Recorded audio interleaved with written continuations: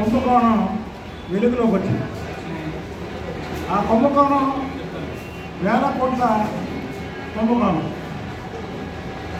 ఆ కుంభకోణానికి జగన్మోహన్ రెడ్డి సారథ్యంలో జరిగింది. ఏంటయ్యా కుంభకోణం అంటే టీడీఆర్ బాండ్ల పేరుతో వేల కోట్ల దోపిడీ జరిగింది. అది తణుకు మనం కొన్ని పత్రికల వాటిలో చూసాం.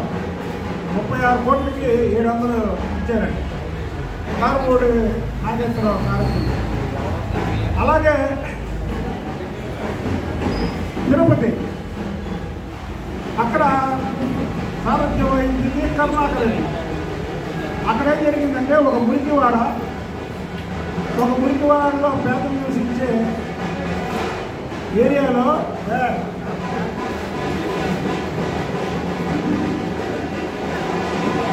దానికి రోడ్లు వేస్తూ దాన్ని మీకు ఎవరైనా చెప్పాలంటే 10,000 రూపాయలు ఉన్నటువంటి ప్రజల్ని 50,000 రూపాయలు గవర్నమెంట్ రిజిస్ట్రేషన్ చేయించి దాని మీద డబల్ టీటీఆర్లు తీసుకోవడం జరిగింది. అలాగే వైజాగ్లో ఎంపీ సత్యనారాయణ సారథ్యం, తణుకులో కారుమూడి నాగేశ్వర సారథ్యం, తిరుపతిలో కరుణాకర్ రెడ్డి సారథ్యం, అలాగే ఇక్కడ ప్రతి చోట కూడా ఒక సారథ్యంలో. అయితే ఇదంతా కూడా జగన్మోహన్ రెడ్డి డైరెక్షన్లో జరిగింది. ఎందుకంటే టీడీఆర్ బాండ్లు 36 కోట్ల రూపాయలకి ఇవ్వాల్సినవి 700 కోట్లు జరిగిందంటే ఒక మంత్రి ఒక ఎమ్మెల్యే వల్ల కానిపోయినది. అది ఒక చోట జరిగిందా అంటే రాష్ట్రంలో అనేక చోట్ల జరిగింది. తాడేపల్లిగూడెంలో కూడా జరిగింది, అలాగే విజయవాడలో కూడా జరిగి ఉంటుంటుంది. ఇవన్నీ కూడా వెలికి తెస్తాం మేము. ఇన్ని ఏరియాల్లో జరిగిందంటే ఈ ఎమ్మెల్యేలు ఈ మంత్రులు మాజీ మంత్రుల వల్ల కాదు. ఇది ప్రభుత్వ జగన్మోహన్ రెడ్డి సారథ్యంలో జరిగితే అక్కడ ఉన్నటువంటి కమిషనర్లకి సీఎంఓ ఆఫీస్ నుంచి ఇది సీఎం ఆర్డర్ అని చెబితే జరిగే కుంభకోణం తప్ప ఇది ఆర్డినరీ ఎమ్మెల్యేలు లేదా మినిస్టర్లో చేసేది కాదు. అదేంటంటే ఈ కుంభకోణానికి హెడ్ జగన్మోహన్ రెడ్డి, దీంట్లో వాటాదారులు కరుణాకర్ రెడ్డి, కారుమూడి నాగేశ్వరరావు, ఎంవి సత్యనారాయణ, అలాగే తాడేపల్లిగూడెం దేవాదాయ శాఖ మంత్రి పనిచేశాక ఆయన, అలాగా చెప్పుకుంటూ పోతే చాలామంది ఉన్నారు. దీని మీద ప్రభుత్వం కూడా ఎంక్వైరీ చేసింది. ప్రభుత్వం తన పని చేస్తుంది. ఒక పబ్లిక్ వ్యక్తిగా తెలుగుదేశం పార్టీకి చెందిన అటువంటి వ్యక్తిగా దీని మీద పోరాటం చేయాల్సినటువంటి బాధ్యత మాపై ఉంది.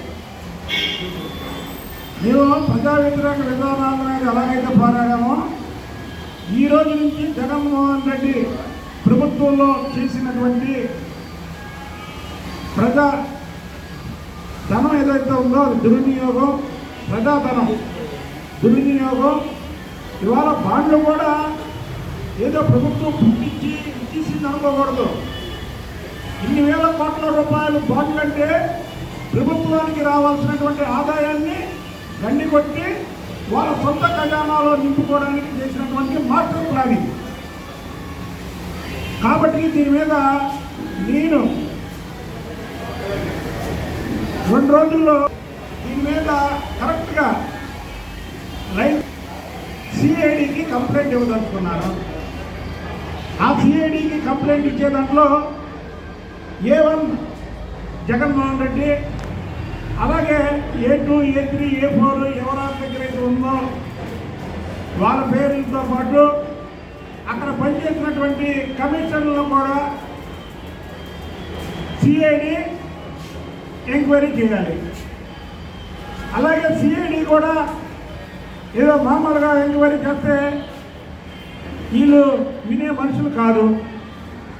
జగన్మోహన్ రెడ్డిని కస్టడీకి తీసుకొని ఆ కస్టడీలో విచారణ జరపాల్సినటువంటి అవసరం ఉంది.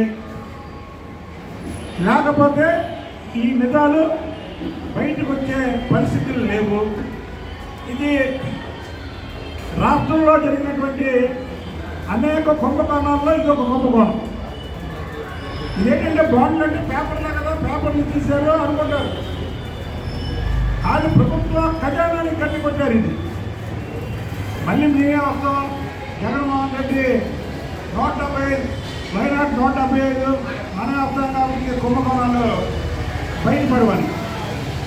ఇవాళ రాష్ట్ర ముఖ్యమంత్రి ఒక నిజాయితీ పరుడు, అలాగే మున్సిపల్ శాఖ మంత్రి కూడా ఒక నిజాయితీ పరుడు. కాబట్టి ఇవాళ ఈ కుంభకోణం బయటికి వచ్చింది. ఈ కుంభకోణాన్ని ఇంకా లోతుగా దర్యాప్తు చేయాల్సినటువంటి బాధ్యత మాపై ఉంది.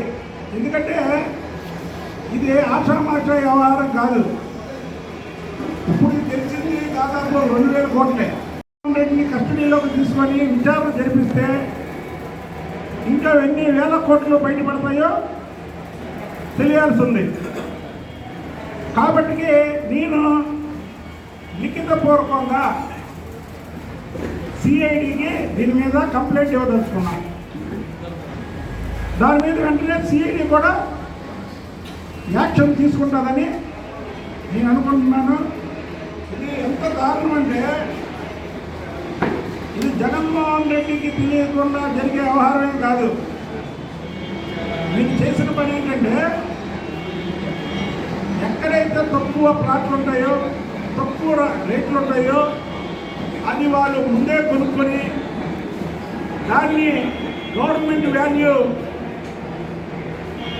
100 రెట్లు పెంచుకొని తర్వాత ఈ టీడీఆర్ ఏదైతే ఉందో ఇది గమనిస్తారు. సుమారు గజ 50,000 ఉంటే లక్షకి ఇస్తారు. ఇది అసలుకి అంతర్జాతీయ నేరస్తులకి తెలుసో తెలియదు, కానీ వీళ్ళు చేసింది మాత్రం చాలా పెద్ద క్రిమినల్ చర్య. కాబట్టి ఇది జగన్మోహన్ రెడ్డికి తెలియకుండా జరిగిందనే దానికి ఇది లేదు. కాబట్టి దీంట్లో ఏమనుకుంటాగా జగన్మోహన్ రెడ్డిని పెట్టి నేను లిఖితపూర్వకంగా కంప్లైంట్ ఇస్తున్నాను. ఆ కంప్లైంట్ ఇచ్చాక సిఐడి వారు కూడా జగన్మోహన్ రెడ్డి ఆషామాషిగా కాకుండా కస్టడీలోకి తీసుకొని జగన్మోహన్ రెడ్డి విచారణ జరపాలని నా డిమాండ్ చేస్తాను.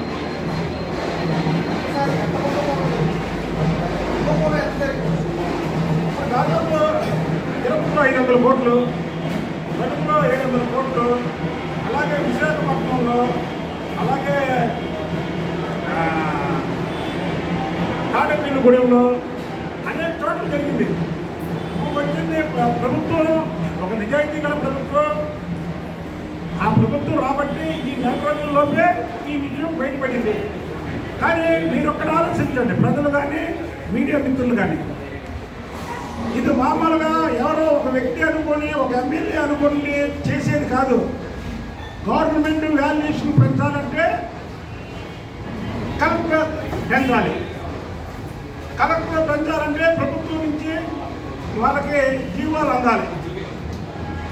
అలాగే ఈ బాండ్లు ఇవ్వాలంటే మున్సిపల్ కమిషనర్లు ఇవ్వాలి. అంటే ఇది మొత్తం కూడా ముఖ్యమంత్రి చుట్టూరు ఉన్నటువంటి లింక్ ఇది. ఇది ఒక మంత్రి, ఒక ఎమ్మెల్యే కాదు. ముఖ్యమంత్రి ఏం చేశాడంటే తనకు బాగా ఉన్నటువంటి ఎమ్మెల్యేలని, అలాగే తనతో వ్యాపార సంబంధం ఉన్నటువంటి ఎమ్మెల్యేలని పెట్టుకొని ఈ టీడీఆర్ బాండ్ల కుంభకోణం చేశాడు. ఇది ఇప్పుడు వరకు ప్రభుత్వం దృష్టికి వచ్చింది 2,000 కోట్లు ఎంత వచ్చింది.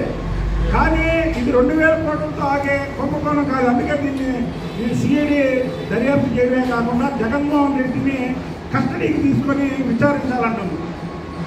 ఇది ఆషామాషి వ్యవహారం కాదు. దీన్ని ఇంతటితో అయితే వదలం. ఏదో ప్రెస్ మీట్ పెట్టాం, రేపు నుంచి దీని సంగతి వదిలేద్దాం, రేపు ఇంకో సబ్జెక్టులోకి వెళ్దాం అనుకోను. ఈ వ్యవహారం తేలే వరకు దీని మీద నా పోరాటం జరుగుతూనే ఉంటుంది. పోరాటం అనేది ప్రతిపక్షంలోనే చేయాల్సిన పని లేదు.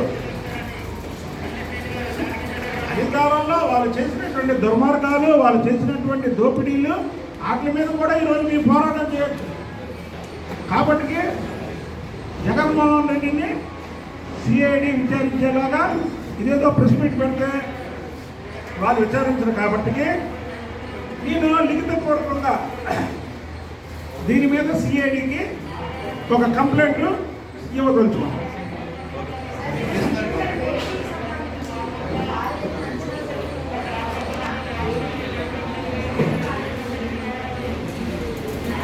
మా తెలంగాణ బిడ్డ చంద్రబాబు నాయుడు గారు ముఖ్యమంత్రి కావాలి కాబట్టి మొన్న ఢిల్లీ వెళ్ళారు, ప్రతి మినిస్టర్ని కలిశారు, ఈ రాష్ట్ర అభివృద్ధి గురించి ప్రధానమంత్రి గారిని కలిశారు, అమిత్ షా గారిని కలిశారు, నిర్మలా సీతారామన్ గారిని కలిశారు, ఆరోగ్య మినిస్టర్ గారు, అనేక మినిస్టర్లను కలిసి ఈ రాష్ట్రం అభివృద్ధి కోసం ఆయన పాటుపడ్డారు.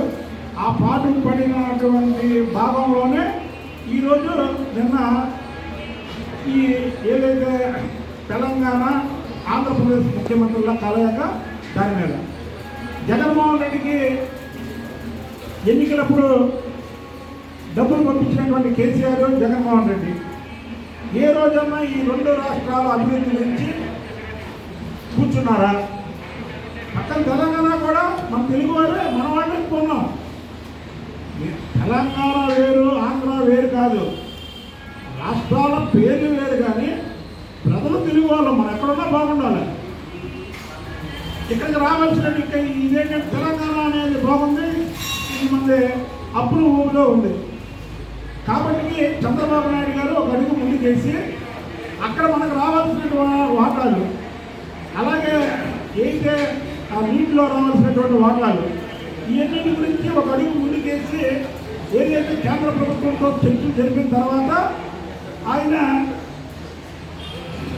హైదరాబాద్ వెళ్ళి రేవంత్ రెడ్డి గారితో చర్చలు జరిపారు.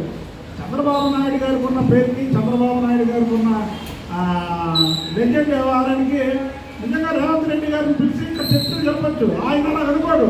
చంద్రబాబు నాయుడు గారి మనస్తత్వం ఏంటంటే ప్రజలు మేలు కోరాలి, ప్రజలకు మేలు జరగాలి, మనం ఒక మెట్టి దిగినా పర్వాలేదు అని ఇవాళ రేవంత్ రెడ్డి గారితో చర్చలు జరిపారు. దాని మీద కమిటీలు వేస్తున్నారు.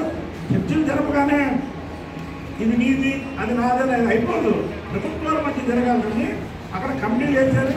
ఆఫీసర్స్తో ఒక కమిటీ, అలాగే మంత్రులతో ఒక కమిటీ వేశారు. కాబట్టి ఇవన్నీ కూడా తేలుతాయి. ఇవాళైతే ఒకటే చెప్తున్నాం, ఏ శాఖలో కూడా రూపాయి లేకుండా జగన్మోహన్ రెడ్డి ఆఖరికి ఇక్కడ సున్నా మిగిల్చాడు. ఈ రాష్ట్రంలో ఇలాంటి బాండ్లు కానీ, లేదా లిక్కర్ కానీ, లేదా ఇసుక కానీ, లేదా మైనింగ్ మీద కానీ కొన్ని లక్షల కోట్ల రూపాయలు జగన్మోహన్ రెడ్డి దగ్గర నేల మాలికల్లో ఉన్నాయి. ఇవన్నీ కూడా తీయాల్సినటువంటి బాధ్యత ఉంది. కాబట్టి జగన్మోహన్ రెడ్డి చేసినటువంటి అవినీతి మీద నా పోరాటం ఈ రోజు నుంచి స్టార్ట్ చేశా. అది ఫస్ట్ టీడీఆర్ బాండ్ల కాంచి మొదలు పెడుతున్నా. దీన్ని ప్రతి ఒక్కరు కూడా దీనికి సహకరించాలి. ఎందుకంటే ఇది ప్రజాధనం కాబట్టి ప్రతి ఒక్కరు సహకరించాలని కోరుకుంటున్నాను.